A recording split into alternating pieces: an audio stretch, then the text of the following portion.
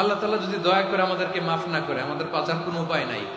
আপনি কি ভেবেছেন আপনার নামাজ দিয়ে আপনি জান্নাতে যাবেন? আপনি তাহাজ্জুদ গুজার, সেজদা দিতে দিতে কপালে দাগ ফেলেছেন, এটা আপনারা জান্নাতে নেবে না? আপনি এলাকার সবচেয়ে বড় হাতেম তাই দানশীল, এই দানের ভরসায় বসে আছেন। কশিন কালো আমাদের নামাজ, আমাদের রোজা, আমাদের ইবাদত, এগুলোকে মিজানের পাল্লায় উঠালে কোনো ওজনই হবে না। তবে আমাদের একটা কৌশল জানা আছে, আমরা আল্লাহর রহমতের ভিখারি। আমরা সেদিন আগেই গুনার স্বীকৃতি দিয়ে দেব।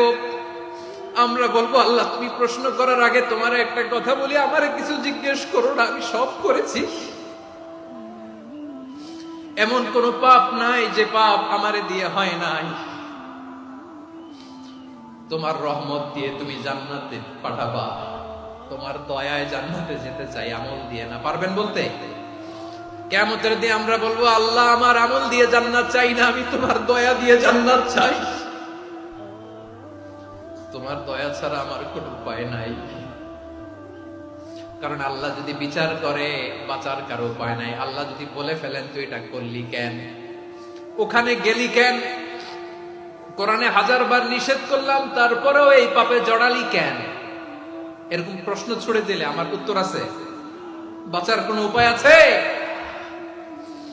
রোজ হাসরে হে আল্লাহ আমার করোনা বিচার, আল্লাহ করোনা বিচার।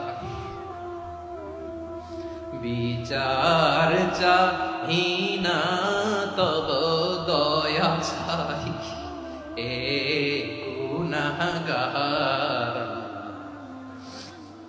করোনা বিচার। আপনার আমল দিয়ে জান্নাতে যাবেন? কি দিয়ে যাবেন? আল্লাহর দয়া দিয়ে। আল্লাহর রহম আর দয়া ছাড়া কেউ জান্নাতের চেহারাও দেখতে পাবে না। আমার প্রিয় ভাইরা, এই দোয়া আল্লাহর কাছে পছন্দনীয় হওয়ার কারণ তিনটা। দোয়ার প্রথম অংশে আছে তাওহীদ, আল্লাহর একত্ববাদের ঘোষণা। এই দোয়ার দ্বিতীয় অংশ আছে তাসবিহ, আল্লাহর প্রশংসা সূচক বাণী। এই দোয়ার 3 নাম্বার অংশ পাপের স্বীকৃতি। তাহলে আমরা সবাই গুনাহগার। আমরা আল্লাহর কাছে পাপের স্বীকৃতি দিয়ে বলবো, ও আল্লাহ ইন্নী কুনতু মিনাজ জালিমিন, আমরা জুলুম করেছি, পাপ করেছি, অন্যায় করেছি, আল্লাহ বুঝতে পারি নাই, শয়তানের ওয়াসওয়াসায় পড়ে, বন্ধুর পাল্লায় পড়ে, নফসের খায়েশ মিটাতে যে আল্লাহ করে ফেলেছি।